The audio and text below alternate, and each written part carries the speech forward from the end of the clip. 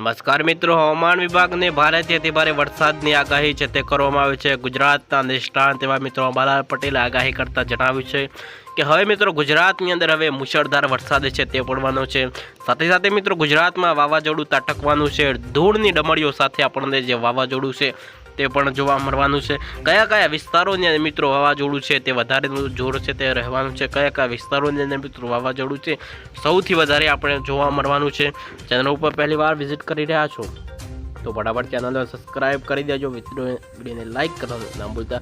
તો મિત્રો વિડીયોના માધ્યમથી આજે સમજવાના છીએ કે કયા કયા વિસ્તારોની અંદર મિત્રો આજે તાબડતોડ વરસાદ છે તે વરસવાનો છે। વાત કરીએ તો મિત્રો વડોદરાના કેટલાક વિસ્તારો છે, ભાવનગર છે, અહેમદાબાદના કેટલાક વિસ્તારો છે, દાહોદ છે, ત્યાર પછી મિત્રો આવા વિસ્તારોની અંદર મિત્રો ભારેથી ભારે વરસાદ છે તે પડવાનો છે। દરિયા કિનારે જેટલા પણ વિસ્તારો છે ત્યાં આજે મિત્રો મુશળધાર વરસાદ છે એ પણ પડવાનો છે। તો ચાલો વિસ્તૃતથી વાત કરીએ। આપણે વાત કરીએ તો વડોદરાના કેટલાક વિસ્તારોની અંદર મિત્રો ભારેથી ભારે વરસાદ છે તે પણ ખાબકી શકે છે।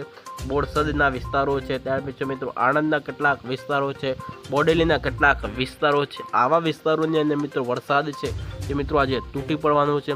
સાથે સાથે મિત્રો તમને વીજળીના કડાકા ભડાકા સાથે આજે વરસાદ છે તે પણ જોવા મળવાનો છે। અહીંયા તમે જોશો તો ગોધરાના કેટલાક વિસ્તારો છે, ડાકોર છે, મધુવા છે, અહેમદાબાદના કેટલાક વિસ્તારો છે, ધોલકાના કેટલાક વિસ્તારો છે, ત્યાં વિસ્તારોની અંદર મિત્રો આજે વરસાદ છે તો મિત્રો તાબડતોડ વરસાદ છે તે પડવાનો છે।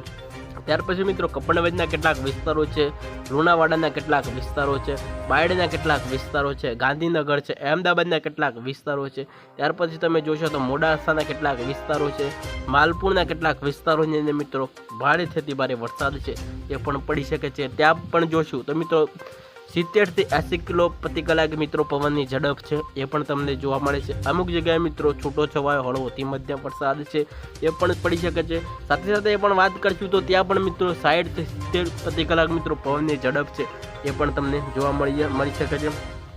ત્યાર પછી મિત્રો હિંમતનગરના કેટલાક વિસ્તારોની અંદર મિત્રો અરવલ્લી છે, સાબરકાંઠા જેવા વિસ્તારોની અંદર ભારેથી અતિભારે વરસાદ છે તે પણ પડી શકે છે। મહેસાણા છે, માણસા છે, ત્યાર પછી મિત્રો ઈડરના કેટલાક વિસ્તારો છે, વડનગરના કેટલાક વિસ્તારો છે, મોડાસાના કેટલાક વિસ્તારો છે, ત્યાં પણ મિત્રો 60 થી 70 કલાક પ્રતિ કલાક પવનની ઝડપ છે તે પણ જોવા મળે છે। ત્યાં પણ મિત્રો વીજળીના કડાકા ભડાકા સાથે અને મિત્રો પવનના ઝાટકા સાથે મિત્રો તમને વાવાઝોડું છે તે પણ જોવા મળે છે। ત્યાર પછી મિત્રો હવામાનના નિષ્ણાત એવા મિત્રો હવામાન વિભાગે પણ જે જાહેર કરતા જણાવ્યું છે કે દરિયા કિનારે જેટલા પણ વિસ્તારો છે ત્યાં પણ મિત્રો ભારેથી ભારે વરસાદ છે તે ખાબકી શકે છે।